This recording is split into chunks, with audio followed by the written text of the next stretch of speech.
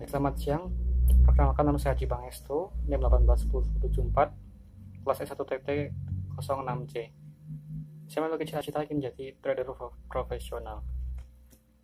Pada kesempatan kali ini, saya akan menjelaskan sedikit tentang modul 2, praktikum pemrograman lanjut, yaitu Object Array dan Inheritance. Baik, langsung aja. Pada praktikum modul 2 ini memiliki beberapa tujuan. Yang pertama, mengetahui definisi dan fungsi object array dan inheritance dalam pemrograman berorientasi objek atau PBO. Yang kedua, memahami penggunaan object array dan inheritance dalam kode program. Ketiga, mengetahui kegunaan object array dan inheritance pada suatu program.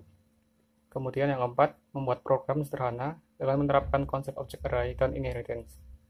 Kemudian masuk ke dasar teori. Dasar teori yang pertama adalah object array. Object array, salah satu pokok pembelajaran dalam algoritma dan pemrograman adalah pembuatan array untuk mendefinisikan grup item dengan tipe yang sama. Akses item pada array menggunakan indeks angka sehingga dapat mempermudah untuk mengakses item dalam jumlah yang banyak. Array pada PBO juga dimanfaatkan dalam mendefinisikan objek dari kelas yang sama dalam jumlah yang banyak. Berikutlah contoh gambar 1. Setelah program berserta outputnya menggunakan objek array. Contohnya, definition object array dilakukan di awal main program dalam program C++, memiliki format tulisan sebagai berikut. Nama kelas, nama objek dalam kurung siku, jumlah array. Di sini, definition object array-nya terdapat pada mahasiswa M4.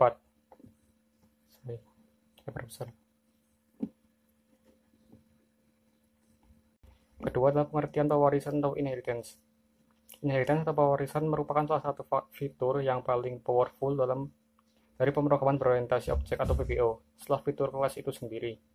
Inheritance adalah proses pembuatan kelas baru yang biasa dipanggil sebagai kelas turunan atau derived class. Dari kelas induk atau base class, kelas turunan mewarisi seluruh isi dari kelas induk, tetapi dapat menambahkan kelebihan dan perbaikan dari kelas induknya. Kelas ini sendiri tidak mengalami perubahan selama proses inheritance itu sendiri. Di sini adalah contoh UML-nya, dari kelas pewarisan. Kelas induknya adalah fitur A, fitur B, fitur C. Kemudian kelas turunannya bisa menambahkan fitur lagi. Ini merupakan definisi dalam kelas turunan. Yang fitur yang tetap dari kelas induknya. Garis merah dalam gambar di atas menunjukkan arah yang mungkin berlawanan dengan arah yang Anda ekspektasikan. Di atas dapat diartikan bahwa kelas turunan merupakan turunan dari kelas induk yang ada di atasnya. Ini merupakan kelas turunan dari kelas induk di atasnya. Pewarisan adalah bagian penting dari PBO. Salah satu keunggulan yang diperoleh dari pewarisan adalah reusability, atau kemampuan untuk digunakan kembali.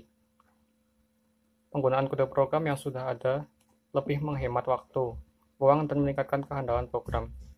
Seorang programmer juga dapat menggunakan kelas yang sudah dibuat oleh orang atau perusahaan lain tanpa harus memodifikasinya, lalu membuat kelas turunan dari program tersebut yang sesuai dengan situasi tertentu.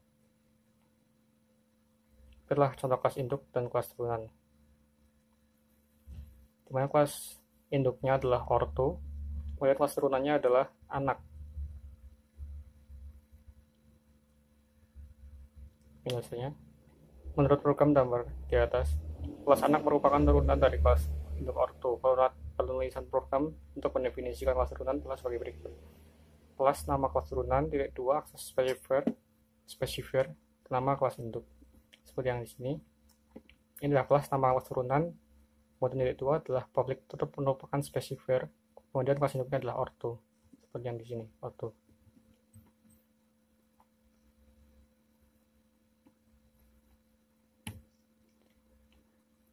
Pada main program pada gambar di atas, didefinisikan suatu kelas objek bernama obj1 dari kelas anak. Kelas anak merupakan turunan dari kelas orto, sehingga semua objek dari kelas anak dapat mengakses semua member data dan member fungsi yang terdapat di kelas induk atau orto. Hal ini terdapat pada baris ke-30, di mana objek dari kelas turunan anak, objek 1 dapat memanggil member fungsi dari kelas induk. Ini adalah contoh objek dari kelas turunan yang memanggil fungsi dari kelas induk. Untuk memanggil member yang berada di private, tetap harus melalui member fungsi yang terdapat di public. Objek 1 dapat memanggil fungsi terima, karena fungsi terima merupakan member dari kelas asal objek A, yaitu kelas anak. Dalam program di atas juga terdapat dua fungsi yang memiliki nama yang sama pada kelas induk dan kelas turunan, yaitu fungsi Milan. Kondisi ini biasa disebut dengan overriding. Saat objek 1 memanggil fungsi Milan, maka fungsi Milan pada kelas turunan anak yang akan dijalankan. Pemanggilan fungsi Milan pada kelas induk dari kelas turunan dapat dilakukan melalui member fungsi di kelas turunan dengan menggunakan list program seperti pada baris ke-23. Alat tulisan kode program untuk memanggil member data dan fungsi pada kelas induk dari kelas turunan adalah sebagai berikut. Nama kelas induk yaitu nama member fungsi, kemudian data. Program dalam PBO dapat digambarkan dengan menggunakan Unified Modeling Language atau UML. Keuntungan dari penggunaan UML ini adalah untuk mempermudah perancangan program atau mempermudah orang lain untuk memahami bagaimana program tersebut bekerja. Program 3 dapat digambarkan dengan menggunakan UML seperti pada gambar berikut. Seperti yang tadi di atas adalah orto, nama kelas induk, kemudian member data, kemudian ada member fungsi. Dan inilah adalah anak merupakan kelas turunan dari program tadi. Dan di sini ada member data dan member fungsi. Kemudian lanjut, ada access combination. Salah satu access specifier yang sering digunakan adalah public. Dalam PBO terdapat dua access specifier lain selain public, yaitu private dan protect, yang memiliki aturan akses data yang berbeda-beda. Hal ini menyebabkan banyak kemungkinan kombinasi akses data antar kelas dalam pewarisan. Itu adalah akses kelas turunan public dan private. Di sini ada private, protect, dan public. Ini yang biasa kita gunakan, atau public. Bisa diakses oleh semua kelas turunan. Kembali gambar di atas menunjukkan bahwa objek dari kelas B yang merupakan kelas turunan public kelas dari kelas A dalam mendapatkan member public dari kelas A, sedangkan objek dari kelas C yang merupakan turunan private dari kelas A tidak dapat mengakses member public dari kelas A. Berikut adalah contoh program yang berdasarkan aturan akses pada gambar tersebut. Adalah contohnya. Kemudian multi-level inheritance.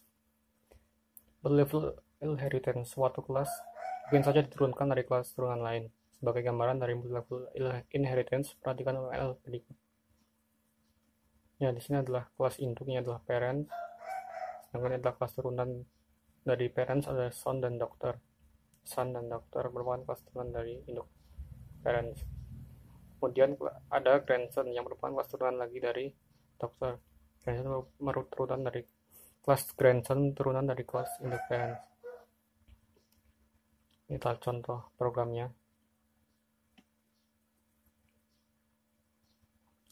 Kemudian multiple inheritance. Suatu kelas dapat memiliki lebih dari kelas satu kelas induk. Ini biasa disebut dengan multiple inheritance atau pewarisan berganda. Dengan gambar berikut merupakan bentuk UML dari dasar dari multiple inheritance. Di sini ada mamalia dan vertebrata yang merupakan kelas induk. Kemudian kelas turunannya adalah burung. Multiple inheritance ini digunakan ketika kita ingin menggabungkan dua atau lebih kelas induk dengan satu atau lebih kelas turunan. Hal ini terjadi karena tidak semua kelas turunan membutuhkan kelas induk yang baru. Dari UML di atas dapat dibuat kode program multiple inheritance sebagai berikut. Ya, contohnya, yang merupakan kelas induk adalah mamalia dan vertebrata. Kemudian burung merupakan kelas turunan dari kelas induk mamalia dan kelas induk vertebrata.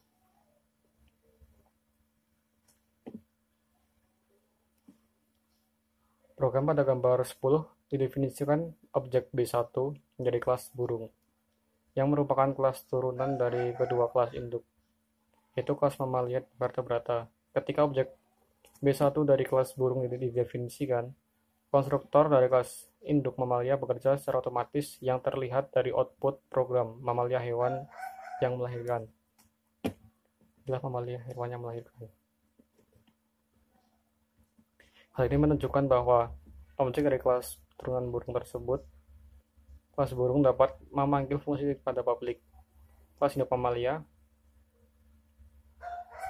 objek B1 juga berhasil memanggil member fungsi ciri dari kelas vertebrata. Hal ini menunjukkan objek B1 dari kelas burung mewarisi member yang pada publik kedua kelas induknya. Baik, langsung saja ke program.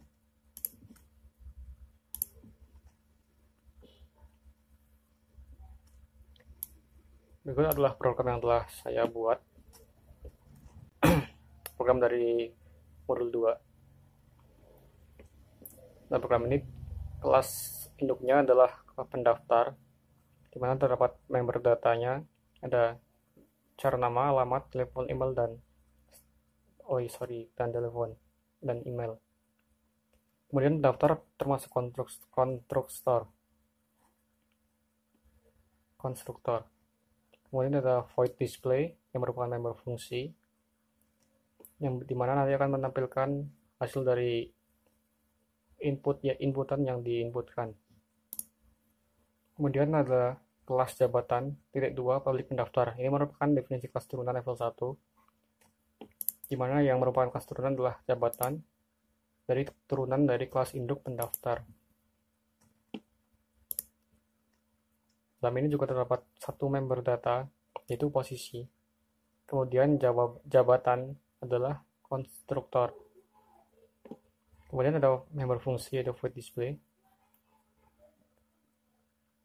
Kemudian kelas turunan yang level 2 adalah skill. Skill merupakan kelas turunan dari jabatan.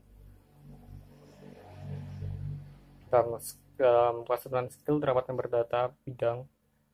Kemudian skill merupakan konstruktor.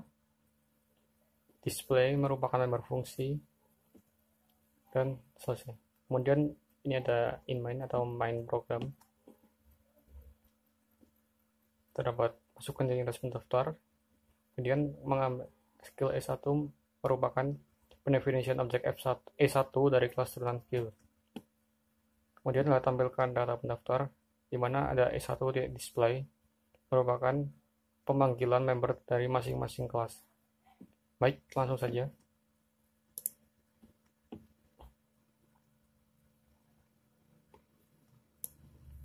Kita jalankan programnya.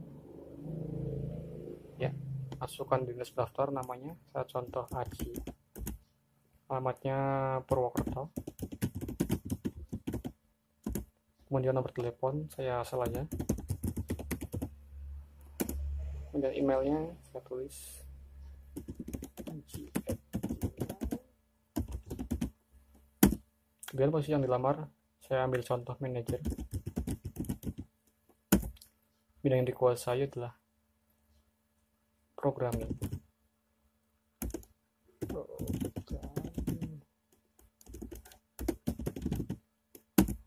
Kemudian akan muncul tampilkan data yang pendaftar seperti yang tadi. Jelaskan kan ini, tampilkan data pendaftar. Outputnya adalah nama Aji, alamat Purwokerto, nomor teleponnya. Nolnya tidak muncul. Kemudian email, posisi yang dilamar, manajer, bidang yang dimaksud adalah programming. Oke. Kemudian saya akan contoh hasil perlihatkan UML.